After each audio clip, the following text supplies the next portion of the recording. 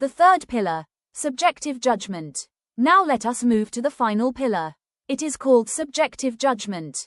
The slide explains, critics must evaluate fairly, recognizing literature's power to edify or corrupt society.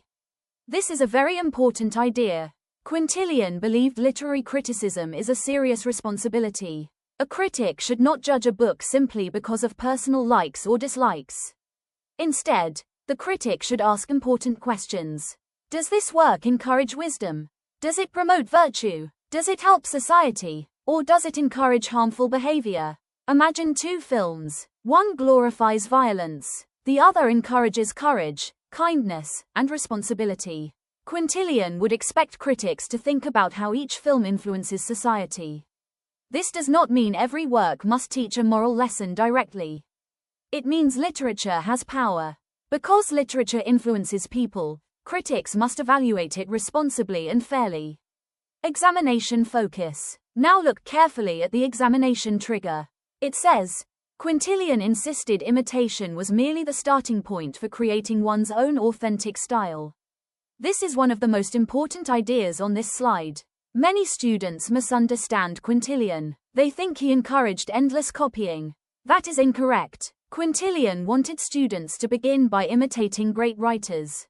But eventually they should develop their own voice. Think about learning to paint. A student first copies famous paintings by Leonardo da Vinci. Later, the student develops an original artistic style. The copying was only training. Original creativity remained the final goal. The same principle applies to writing. A simple everyday example. Imagine you are learning to cook. At first, you carefully follow your mother's recipe. You use the same ingredients. You follow the same method. After gaining experience, you begin adding your own ideas. Perhaps you create a new flavor. Perhaps you improve the recipe. That is exactly what Quintilian meant by imitation. Learn first, create later, bringing the entire slide together. Notice how all four ideas connect beautifully. First, students learn from great masters through imitatio. Second, literature should educate through its didactic function. Third, great literature persuades by balancing ethos, pathos, and logos. Finally, critics should evaluate literature responsibly because literature has the power either to improve society or to damage it. Everything on this slide reflects Quintilian's central belief. Education is not merely about gaining knowledge. Education is about forming character. Easy memory trick. For examinations, remember the four ideas like climbing 4 steps. Step 1. Imitatio, learn from the masters. Step 2. Didactic function, literature teaches. Step 3. Emotional persuasion, balance ethos, pathos, and logos. Step 4. Subjective judgment, criticize literature fairly and responsibly. All remember this simple formula. Learn, teach, persuade, judge. This sequence makes the slide very easy to remember. Conclusion. The central message of this slide is that Quintilian believed literary excellence begins with disciplined imitation but reaches its highest form through originality, ethical purpose, and responsible criticism. Students should study great authors like Homer and Virgil not to copy them but to understand their techniques and eventually develop their own authentic voice. At the same time, literature should educate, persuade through a balance of ethos, pathos, and logos, and be judged according to its influence on human character and society. For Quintilian, the ultimate purpose of education was not simply to produce skilled writers, it was to produce wise, moral, and independent thinkers whose words would benefit both individuals and the wider community. Now we come to one of the most famous and examination-oriented sections of Quintilian's Institutio Oratoria, Book 10. Many scholars call Book 10 Quintilian's reading syllabus or master reading list for future orators. Think of it like this. Suppose a student asks, I want to become the best speaker and writer. Which books should I read? Quintilian answers that question in Book 10. He carefully selects the greatest Greek and Roman authors and explains what students can learn from each of them. Notice something important. Quintilian is not trying to prove that Roman writers are better than Greek writers. Neither is he saying Greek writers are always superior. Instead, he compares them to show that every great author possesses a unique strength, and students should learn from all of them. Let us examine each comparison. Homer and Virgil. The first comparison is between Homer, the greatest Greek epic poet, and Virgil, the greatest Roman epic poet. Quintilian says that Homer is the undisputed supreme model. This means Homer stands at the very top of literature. According to Quintilian, every student should read Homer because his works contain almost every quality that a great writer needs: imagination, wisdom, powerful storytelling, vivid descriptions, and emotional depth.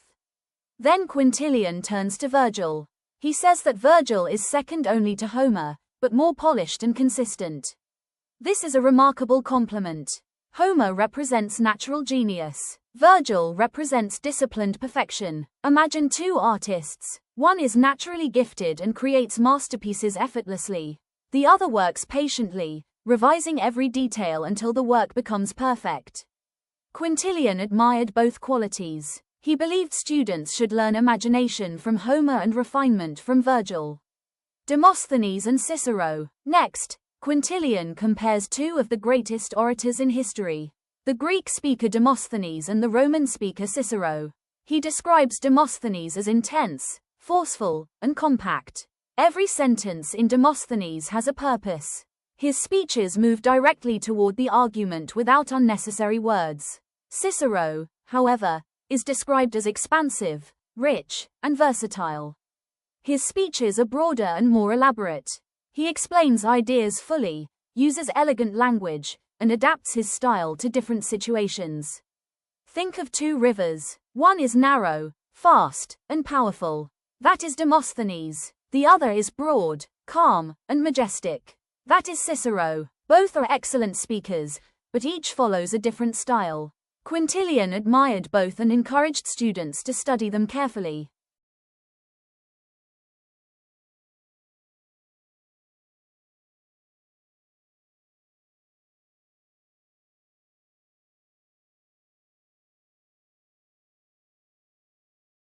Thucydides, Herodotus, Sallust, and Livy. The next comparison focuses on historians. The Greek historians are Thucydides and Herodotus. The Roman historians are Sallust and Livy. Thucydides writes in a serious and analytical style. His history is detailed and intellectually demanding. Herodotus, on the other hand, tells history like a fascinating story. His writing flows naturally and keeps readers engaged. Among the Romans, Sallust resembles Thucydides because of his concise and serious style. Livy resembles Herodotus because of his smooth and engaging narrative. Quintilian believed Roman historians successfully matched the achievements of the Greek historians. Aeschylus, Euripides, Varius, and Ovid. Finally, Quintilian discusses dramatic poets. He says Aeschylus is sublime but rough. In other words, Aeschylus has magnificent ideas and tremendous emotional power, but his language is sometimes less polished. Then Quintilian praises Euripides very highly. He says Euripides is best for legal training. Why? Because Euripides writes realistic dialogue. His characters argue logically, they persuade emotionally, they defend themselves just as lawyers do in a courtroom. For this reason, Quintilian strongly recommends Euripides for students preparing to become advocates. On the Roman side, Varius and Ovid are presented as poets who successfully uphold the high standards established by the Greeks. Examination focus. Now let us look at the examination trigger. The slide says that Euripides was highly recommended by Quintilian for courtroom speakers because of his persuasive and realistic dialogue.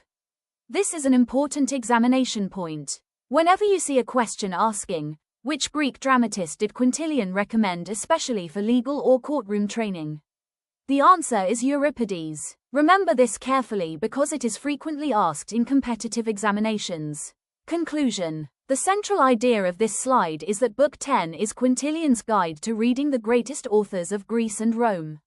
Each author teaches a different skill. Homer teaches literary greatness. Virgil teaches refinement. Demosthenes teaches forceful speaking. Cicero teaches elegant and versatile oratory. The historians teach different methods of writing history. Euripides teaches persuasive dialogue suitable for courtroom advocacy. Quintilian's message is simple. A great orator should not imitate only one writer. Instead, the student should learn the finest qualities from many great authors and gradually develop an original, balanced, and excellent style of speaking and writing. Now we come to a very interesting slide. Until now, Quintilian has been comparing Greek and Roman writers, often praising both. But on this slide, something changes. For the first time, Quintilian proudly declares that there is one literary genre that belongs completely to Rome. That genre is satire. At the same time, he honestly admits that Rome was not equally successful in comedy. This shows us something important about Quintilian's personality. He was a proud Roman, but he was also an honest critic. He praised Rome when it deserved praise, and he accepted Rome's weaknesses when necessary. Let us understand each section carefully. Roman pride, satire. Look at the large quotation at the top. It says, "Satira quidem tota nostra est." This is one of Quintilian's most famous statements. It translates as, satire, indeed, is entirely ours. What does this mean? Quintilian believed that satire is the only major literary genre that was completely created and developed by the Romans. Many literary forms, like epic, tragedy, and philosophy, were borrowed from Greece. The Romans improved them, but they did not invent them. Satire, however, was different. Quintilian proudly claimed that satire was a uniquely Roman contribution to world literature. This statement became one of the most famous quotations in literary history. Why was satire important? Now we may ask, what exactly is satire? Satire is a form of writing that uses humor, irony, wit, and criticism to expose human weaknesses, social problems, political corruption, or foolish behavior. The purpose of satire is not simply to make people laugh.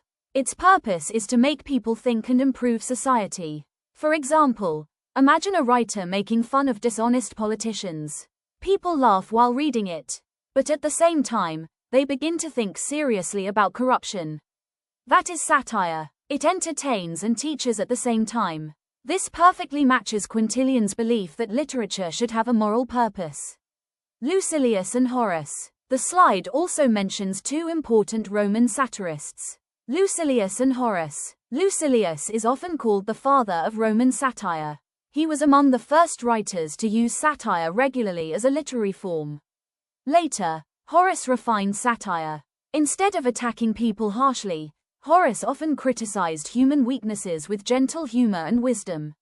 Quintilian admired both because they showed how literature could entertain while encouraging moral improvement. Examination focus. Now look at the examination trigger. This is one of the easiest questions to identify in competitive examinations. Remember the Latin quotation, satira quidem tota nostra est. Its meaning is, satire is entirely ours. Whenever you see this quotation in an examination, immediately remember that Quintilian claimed satire was a purely Roman invention. This quotation is frequently asked in UGC NET, SET, and other literature examinations.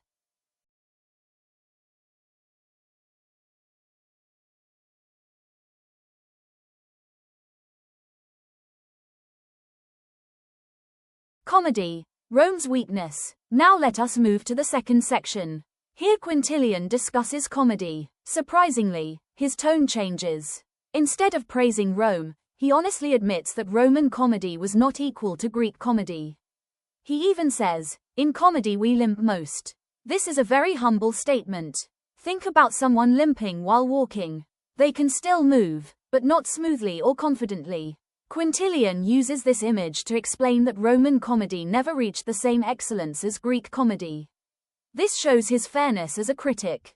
He was not blindly patriotic. He appreciated excellence wherever he found it. Menander. Because Greek comedy was superior, Quintilian especially admired the Greek playwright Menander. Why? Because Menander created realistic characters. His plays showed ordinary people facing everyday problems. His conversations sounded natural. His characters behaved like real human beings. This made his works especially valuable for students learning conversation, characterization, and persuasive dialogue. Quintilian believed future orators could learn a great deal from Menander's realistic style. Philosophy. Finally, let us look at the last section. Quintilian now turns from literature to philosophy. He praises three great Greek philosophers. First is Plato. Quintilian admired Plato for his divine elegance. Plato's language is beautiful, graceful, and inspiring. Reading Plato teaches students how ideas can be expressed with dignity and beauty. Next comes Xenophon. Quintilian praises him for his effortless sweetness. His writing appears simple and natural. It never feels forced. Students learn clarity and smooth expression from Xenophon. Finally comes Aristotle. Quintilian admires Aristotle for his analytical rigor. Aristotle teaches careful reasoning, logical thinking, and systematic analysis. This is especially important for lawyers and public speakers because strong arguments depend upon clear logic. Together, these three philosophers provide different lessons. Plato teaches elegance. Xenophon teaches simplicity. Aristotle teaches logic, bringing the entire slide together. Notice how beautifully this slide is balanced. Quintilian proudly celebrates Rome for creating satire. At the same time, he honestly admits that Greek comedy remains superior. Finally, he encourages students to study Greek philosophy because it develops wisdom, clarity, and logical reasoning. This shows that Quintilian was neither blindly patriotic nor unfairly critical. He respected excellence wherever he found it. Easy memory trick. For examinations, remember the slide in 3 simple words: satire, pride. Rome's greatest original contribution. Comedy, humility. Greece remains superior through Menander. Philosophy, learning. Study Plato for elegance, Xenophon for simplicity, and Aristotle for logic. Simply remember: pride, humility, wisdom. That sequence will help you recall the entire slide quickly during examinations. Conclusion. The central message of this slide is that Quintilian proudly regarded satire as Rome's unique literary achievement while honestly admitting that Greek comedy remains superior. His famous statement, "Satira quidem tota nostra est," became the defining declaration of Roman literary pride. At the same time, he encouraged students to learn characterization from Menander, elegance from Plato, clarity from Xenophon, and logical reasoning from Aristotle. For Quintilian, the ideal student did not study literature out of national pride alone. Instead, the student learned from the very best writers and thinkers, Greek or Roman, to become a wiser, more eloquent, and morally responsible orator.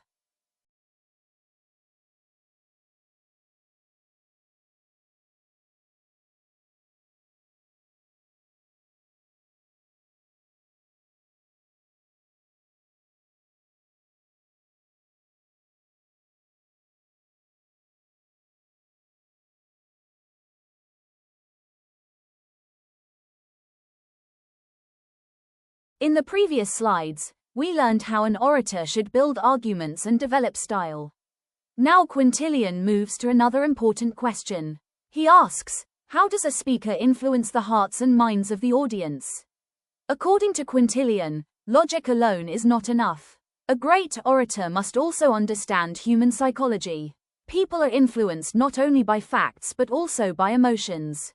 That is why this slide focuses on emotion and laughter, 2 powerful tools of persuasion.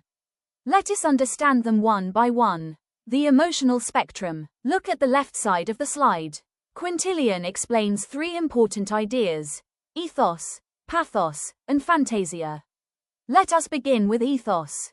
Ethos refers to the speaker's character. Quintilian says ethos is mild, gentle, and calm. Imagine a teacher who is honest, patient, and respectful. Students naturally trust that teacher. Similarly, an audience trusts a speaker who appears sincere, wise, and morally good. Ethos creates confidence. It builds a long-lasting relationship between the speaker and the audience. Now let us move to pathos. Pathos means emotional appeal. Unlike ethos, which is calm and gentle, pathos is powerful and intense. It creates emotions like sympathy, fear, anger, hope, or compassion. Imagine a lawyer speaking about a child who has suffered injustice. Instead of simply giving facts, the lawyer describes the child's pain and suffering. The audience begins to feel emotionally involved. That emotional response is called pathos. Quintilian believed that emotions often persuade people more strongly than facts alone. Now we come to one of Quintilian's most fascinating ideas, fantasia, also called vision or imagination. Quintilian says that before a speaker can make the audience feel an emotion, the speaker must first feel that emotion personally. The orator should vividly imagine the entire situation as though it is happening before his own eyes. For example, if a lawyer wants the judges to feel pity for an innocent victim, he should first imagine the victim suffering so clearly that he himself becomes emotionally moved. Only then will his words sound genuine. If the speaker does not truly feel the emotion, the audience will not feel it either. This is why Quintilian believed imagination is essential for emotional persuasion. Examination focus. Now look at the examination trigger.